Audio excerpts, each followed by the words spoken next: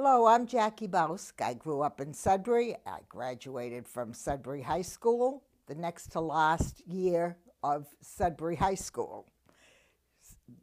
I graduated in 1955, and the last year of Sudbury High School was 1956. And I started first grade in the white building. And I did go away. Second grade, I went to the South School, which was not on Poconoket, and it's now a home. It was a two-room school, and it was Miss Johnson and Miss Salter were the two teachers that were on the school. And then I came back to the white building, and I spent the rest of my school years in that white building. We had elementary school down on the first floor, and high school was up in the second floor. And then by the time they built the Noise School, the first wing of the Noise School, we had junior high downstairs and high school upstairs. So we went over to the Noise School for a cafeteria, and gym was over there, and that's where I graduated from, in the gym of what is the Noise School. So there were, I don't know, there were 28 in my graduating class. We had a big class, you know, so it was 28 in my graduating class, and Frank Lettery still is in Sudbury, and he was our class president. And but we all grew up together. You know, it was some classes that are 200, that was our whole population of the school, but it was, you know, we enjoyed school in Sudbury. You know, it was but I can remember going in elementary school. The left door on the Flynn building was the girls' door. The right door on the Flynn building was the boys' door. And you went down the excuse me, you went down the stairs as you come in, and there was a cloakroom there. And then everybody took off their boots and, you know, and their clothes and hung them there. And I can still smell wet wool, you know, because that's what we wore then, you know. And but then I go to the town offices now, and I go around, but I can picture where each class was, and the office, and whatever, and the teachers and everything. It was really interesting, you know. In school with activities, we had, well, I remember in 6th grade was the first time I ever saw soccer. But that was only for the boys. The girls didn't play soccer. But Mr. Gray, my 6th grade teacher, introduced soccer to the boys in school. And that's the first time I ever saw soccer played. But we had field hockey. We had basketball, both boys and girls. We didn't have a football team, but we had soccer, and did quite well. A lot of championships. And the girls, we didn't get championship, but we did well anyway.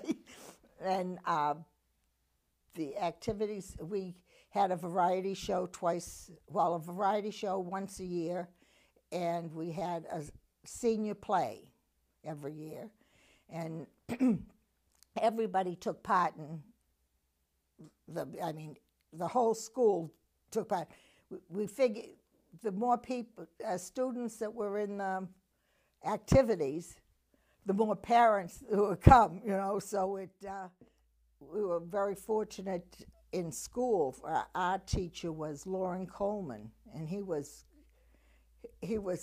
quite an artist, and he was our art teacher, and his wife taught us field hockey.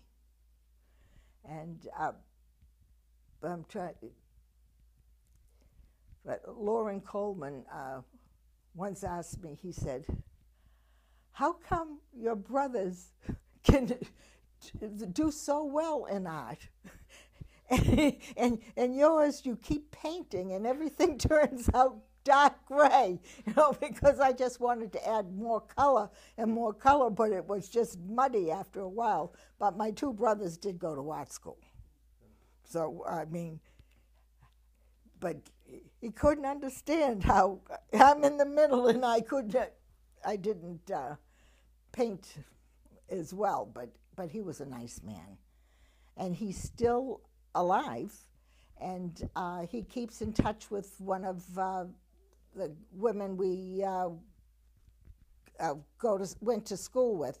She was a couple of years older than I am, and she talks to him often, and he sent a nice long message to us. There's a group of us that get together at the Wayside Inn every year from different classes, and he sent a message for us, and he named different ones he remembered. She said, "This one, we're going to see this one, and this one at the luncheon," and he remembered little stories about each one of the kids. So he not only made an impression on us, we made an impression on him too. But it was really nice.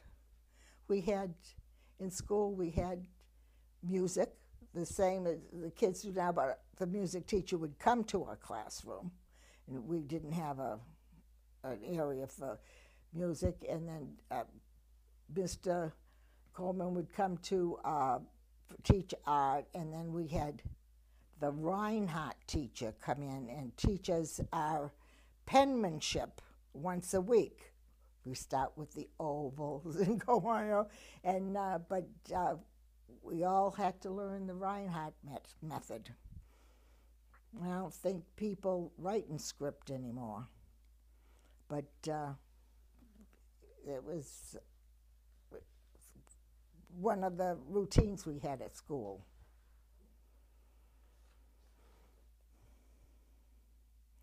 I'm trying to think what I didn't like about school. Yeah, well, doing the ovals, I'd like to do my own style, but I can't think of too much I didn't like about school when I was a kid. I remember Miss Adams was the highlight of, I think, one of the fondest memories of Miss Adams. And she taught me in first grade. And then and we had first and second grade in that classroom that year. She had like 42 kids or something. And so she had to keep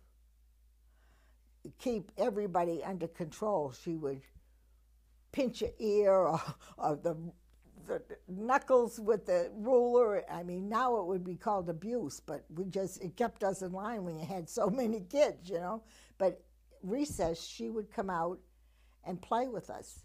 We played fox and geese, and she just was great.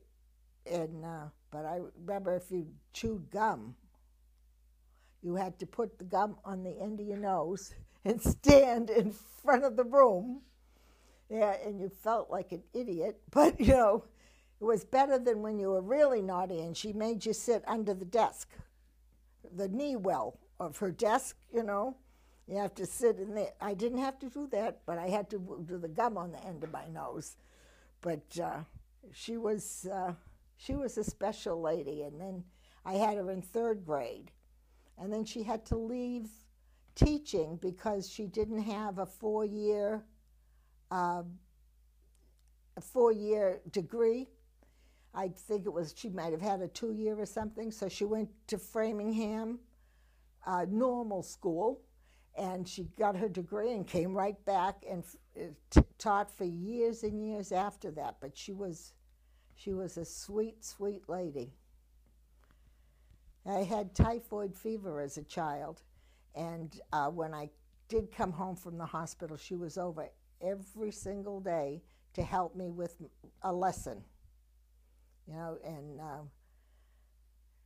you don't see that anymore. She was just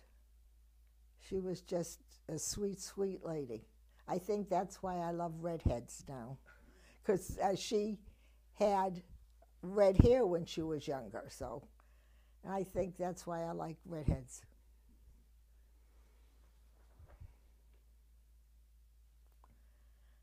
I'm trying to think of what I would hope.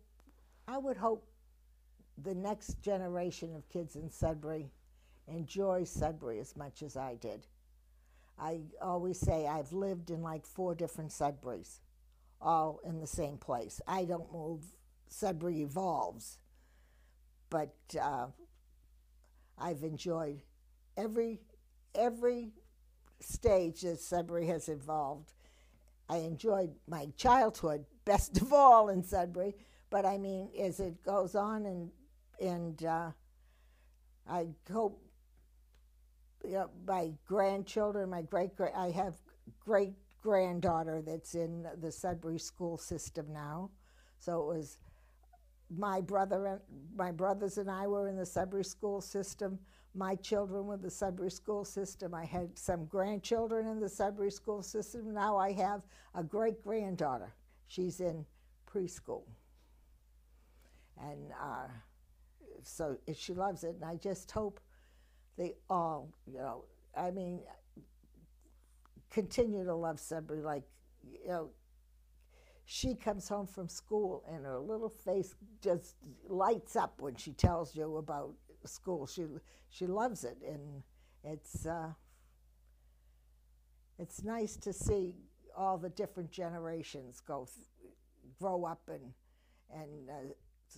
a lot of them staying in Sudbury.